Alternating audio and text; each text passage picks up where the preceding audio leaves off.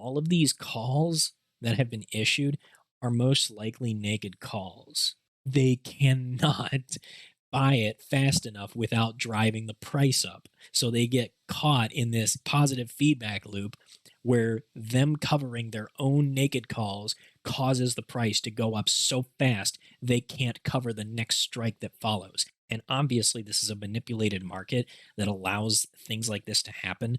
But this is one of those few circumstances when it works out in retail's favor if they jump on the opportunity.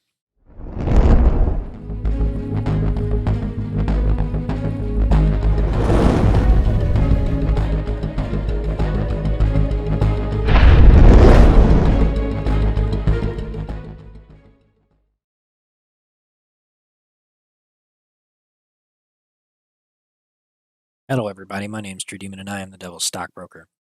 This video, I'm going to go over Bed Bath & Beyond stock one last time because this week is seriously one of the best gamma squeeze opportunities that I have seen all year, and it's going to waste. So I want to spell this the hell out because it's seriously a wasted opportunity if Bed Bath & Beyond's stock price does not lift beyond $1.50 at this point. So I'm going to break straight into the technicals. Bed Bath & Beyond, which is now currently trading at around $1.07 post-market, has bounced off of or got broken through, rather, the double bottom location on its stock chart. Okay, this thing has been getting bled out for the last several months. It is, yes, extremely painful. It is not fun. I know that a lot of people are really jaded because Ryan Cohen dumped on them back here in August, and that feels really bad. And I feel sorry for everybody that did get dunked on in that moment. But there are numbers here that I need to go over in order to spell out just what a huge freaking opportunity is here in front of us. However, it is only there for this week, and I'm going to explain why. So Bed Bath & Beyond has had a big spike in short exempts recently, and I talk about short exempts a lot on my channel, but short exempts are essentially naked shorts that are created by market makers or allowed to be used by market makers in order to fulfill buy orders from retail investors. Essentially, when a retail investor says, I would like to buy a stock, the market maker says, sure. They hand them a share and then they mark it as short exempt on their order book. And this is essentially a share that it's marked for sale, but they need to go and find it later. They get 6 days to do this maximum. If it goes beyond 6 days, then they receive fines for not, delivering on their stock. So, short exempts are a big sign of liquidity problems. Usually, a market maker is using short exempts because the stock is extremely hard to borrow and they cannot locate shares fast enough to fill buying demand.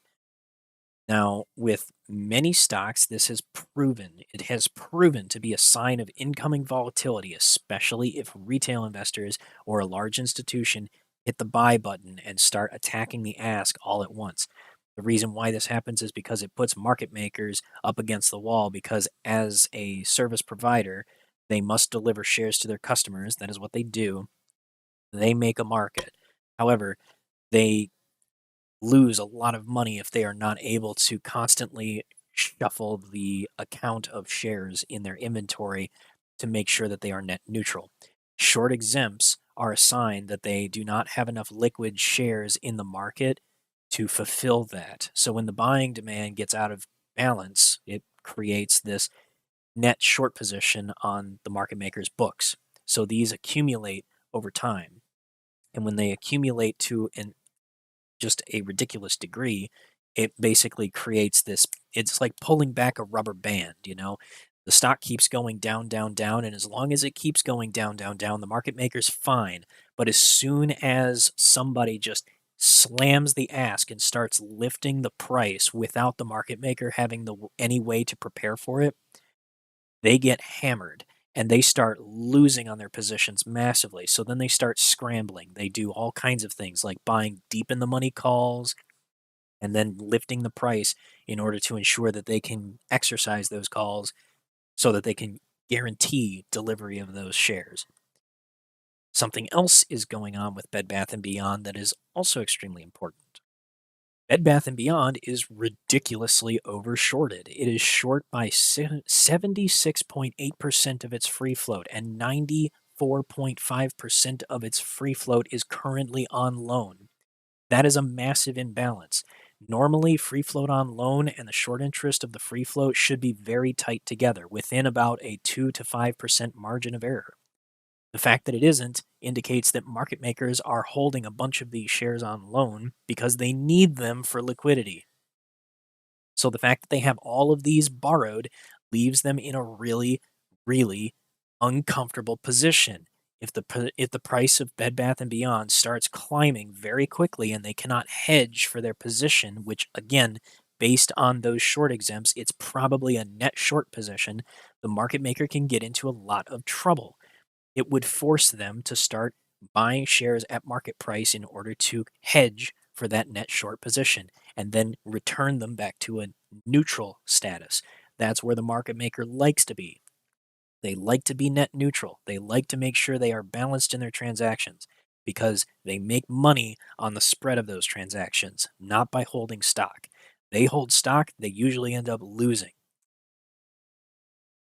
On top of this, the cost to borrow fee is over 235% on the minimum. Now, this is probably the lowest end borrowing fee that market makers and institutions are paying because they tend to pay better fees than what the brokers offer because they're a preferred customer that order shares in bulk. However, they're still probably paying a really expensive fee. Just to point out, 235% is an annualized per diem it's an annualized figure. So their net short position, if it was $1 million, then if they held that for an entire year, they would have to pay 235% of that in fees, which would amount to approximately 2 million and $350,000, give or take a few hundred thousand. It's not a precise number, and this is all estimates based on Ortex. So just keep that in mind, okay? None of these figures are guaranteed to be 100% accurate. There's no way we can get perfectly accurate data. But the high cost to borrow fees suggest that there is a big liquidity problem. Again, this confirms our existing thesis that short exempts are a sign of liquidity problems. The on loan shares, also big sign of liquidity problems. They are borrowing because they cannot acquire shares in the market at better prices. So they are borrowing until they can drive the price down to a lower price and then cover their entire position or profit. As long as the price keeps going down, they're winning. If it stops going down and worse goes back in the other direction really, really fast, then they will be screwed. Here is your other giant clue that they are absolutely over leveraged right now. Bed Bath & Beyond has been on the threshold list for more than 30 days. It went on the threshold list January 10th. When market makers are failing to deliver stock for more than 35 days, they are subject to such massive fines. They can get penalized big time for this. Brokers, especially, can get penalized for this massively.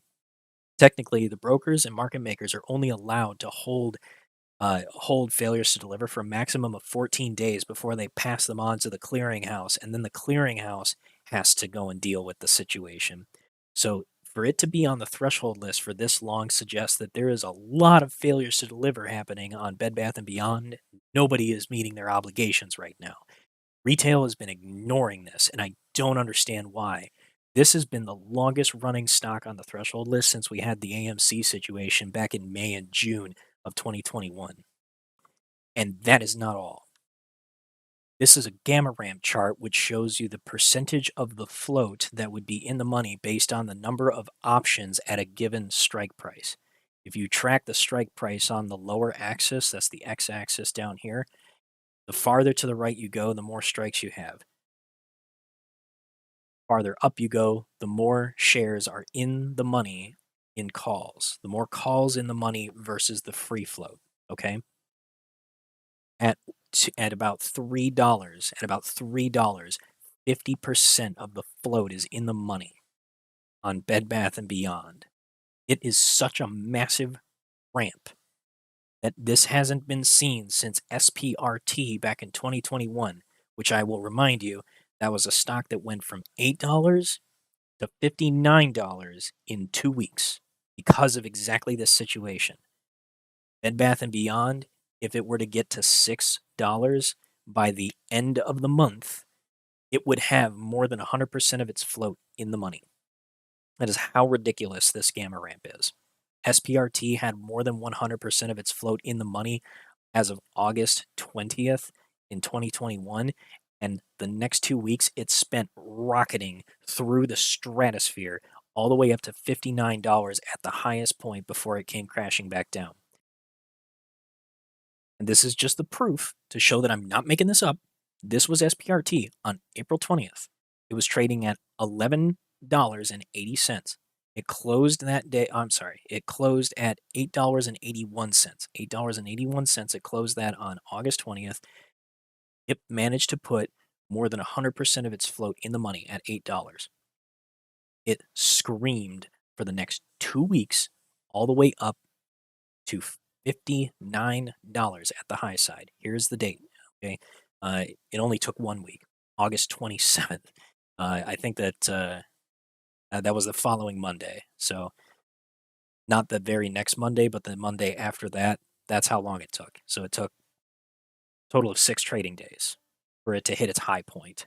I know the chart shows this is based on closing price, but if you look at the high mark on the chart up in the upper left-hand corner of this chart, high $59.69. Okay, not making this up. This is what a gamma ramp does. That is how ridiculous it gets. Now, in SPRT's situation, the stock had to go from $2 all the way up to $8 and beyond for that gamma ramp to be activated, for it to create a whole bunch of call options that were more than 100% of the float combined. Bed Bath & Beyond is currently trading at $1.07 after hours. That is barely above a buck. All of these options have been growing. This is the OI, the open interest in call contracts, expiring this Friday. Bed Bath & Beyond goes to $1.50. You have 63,000 call contracts in the money. That's more than 6.3 million shares. You bring it up to $2, and that's another 6.77 million shares. And then you go off to the right on this chart. These are all the expirations that follow. So if Bed Bath & Beyond goes above $2 before the end of this Friday, it puts all of these calls for the next 2 months in the money and eligible for exercising. Stay with me. This goes further. $2.50 is where it starts to get even crazier, because we have an additional 5% of the float here. $3, we have an additional 6.3% of the float there. And then 2.1% and 2.8% on the succeeding prices after that. Okay, these are strikes. All right, so $3, $3.50, $4. You add all of those percentages up with every single one of these strikes. If the stock were to go all the way up to $4, that would be 36.9% of the float. And that's just this Friday. Just this Friday. There's so many options on this call chain. It's freaking ridiculous. If this were to actually reach, I mean, it doesn't even have to go to $4. It would put the vast majority, more than half of the call chain in the money if this thing just went back to $2. All of these calls that have been issued are most likely naked calls, because market makers don't, once they have driven a price down in a stock far enough below the strike price where all of that open interest is sitting at, they don't hold on to the shares because they don't want to hold on to that risk. So they let the naked calls sit there, and they just wait for a situation where if the price starts going back up, then they buy those shares back. That's called delta hedging. That's a term that's pretty frequently used in the industry for market makers hedging against delta risk in the market, specifically when it pertains to call options. So if this thing goes all the way up to $3, market makers have to hedge for about 30% of the float. 30% of Bed Bath and Beyond's float. Freaking insane. I can't believe that retail has been ignoring this. I know that people are like really pissed off and jaded because of the Ryan Cohen, share dump and all that. But on it, like this is just numbers. I'm just pointing out numbers here, and I can't believe nobody else is talking about this.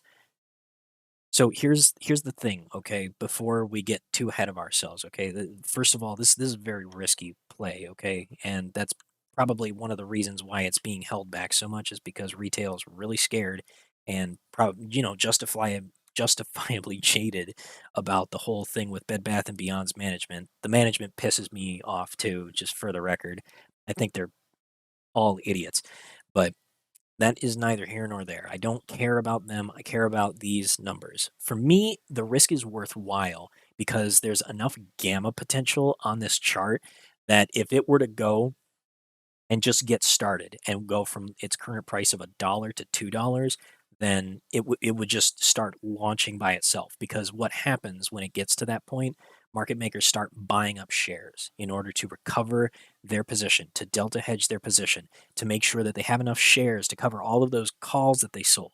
The problem is that when they start doing that, if the numbers of calls that they have to cover for are too high, they cannot buy it fast enough without driving the price up. So they get caught in this positive feedback loop where them covering their own naked calls causes the price to go up so fast they can't cover the next strike that follows. And this continues with each strike level every single time we go up another 50 cents. So for a buck 50 and $2 and 250 and $3. That's the situation that happens. So all the way up to $3 is a very clear gamma ramp. There's additional OI that goes all the way up to 3.5 and $4 and even $5. I mean, if you really want to go all the way out there, like to the absolute farthest reaches, $10 up here at the top of the chart. That's the maximum where I think the gamma ramp kind of just flattens out. You can see it on this. You can see it kind of flattens out once you get to $10. It just kind of goes sideways. No matter how high you go in the strikes, the OI doesn't keep increasing nearly as fast. But anyway, you slice it, more than 100% of the float goes in the money above $5. So if Bed Bath and Beyond goes past $5, mathematically it is freaking impossible for market makers to actually cover all of those shares of stock. They can't buy. There's not enough shares in existence. You understand? There's not enough shares that exist in the market for them to actually cover all of those options positions. You don't understand what that makes them have to do? It means they have to fight each other for access to those shares so that they don't get the shit kicked out of them in the market when they wake up the next day and the price has already thrown itself another $5 or $10 ahead of him. That's what happened with SPRT. The market makers got screwed because they were tripping over themselves and attacking each other, trying to beat each other to the best price to get more shares. And obviously, this is a manipulated market that allows things like this to happen. But this is one of those few circumstances when it works out in retail's favor if they jump on the opportunity. So I want to be very, very, very, very, very, very, very clear that this is an extremely high risk trade. Okay, Bed Bath and Beyond has some fundamental problems, and there's worries about their solvency and their ability to continue running their business. Those are valid concerns. This kind of a situation is not based on any kind of fundamental valuation of the stock. So there's no investment thesis for the long term that even comes into the equation with this. The only thing that truly matters is if price action gets too out of control and too volatile for the market maker to keep up, it will cause the price to squeeze on its own. And once it starts breaking each of these price levels, it'll break $1.50, and then the market maker has to hedge, and that hedging activity sends the price to $2, which forces them to hedge it to 250, which then they have to hedge for 250, and they have to hedge it after the price goes past $3. And by the time all of that action happens, they may have gotten themselves so far deep in the hole that they have to buy millions of shares that are not available for purchase. And the ask essentially gets emptied out. And then it's up to retail and institutional holders of stock to decide what their ideal price is. I want to be very clear. This is a volatile situation if it even happens. And this is a big if. It's not guaranteed. None of this shit is ever guaranteed, first of all. But if it happens, then the price can start going up like crazy and then come crashing back down in a day. There's no way to know what will happen. So if you even want to get involved in this, make sure that you understand the risk. I really strongly emphasize risk management. Everybody who's got started following me because of the TRKA squeeze, I preached about risk management every single day. It's very, very important that you respect risk management. You have to have an exit strategy for yourself. You have to respect that this is something that can go completely out of control, and there is no way that I or anyone on God's green earth that can possibly help you figure out what it's going to go to. There's no way I can set a price target. I am not going to try. What I will suggest to you is that if you get involved, it is going to be extremely volatile, and you have to decide for yourself before you even begin where you want to exit at. The other thing to know is that buying options does not help this anymore. The more options you buy, you're just providing liquidity to the market maker. Buying options doesn't help the price move. There's a lot of I analogize it as fire and gasoline. Gasoline has a lot of explosive potential. Think of call options or a gamma ramp as gasoline. In order to actually create that chaotic, explosive, and volatile reaction, you have to bring flame to that gasoline. Otherwise, it just sits inert. In order to bring a flame over to those call options and light that gamma ramp the hell on fire, right, the price action has to go up, which means shares have to be bought. That's how it works. So consider that, make sure that you understand that if this is something that you even want to touch, and I strongly advise caution, if you even want to touch this, the only way that the price actually is going to move that can cause this to trigger is for people to buy shares. You have to buy shares in order to drive price action. So if that doesn't happen, if it doesn't happen quickly, because these calls expire on Friday, a lot of them expire on Friday. So if that doesn't happen, then it's a wash. So that's the play. Those are the risks. I have given you absolutely everything that I know about this play.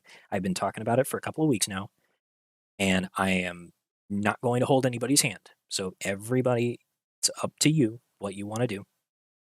Take only the risk that you are willing to take under the assumption that whatever money you put into the play, you would completely lose all of it. Okay? Treat it that way because that can happen. It doesn't matter how good you play it.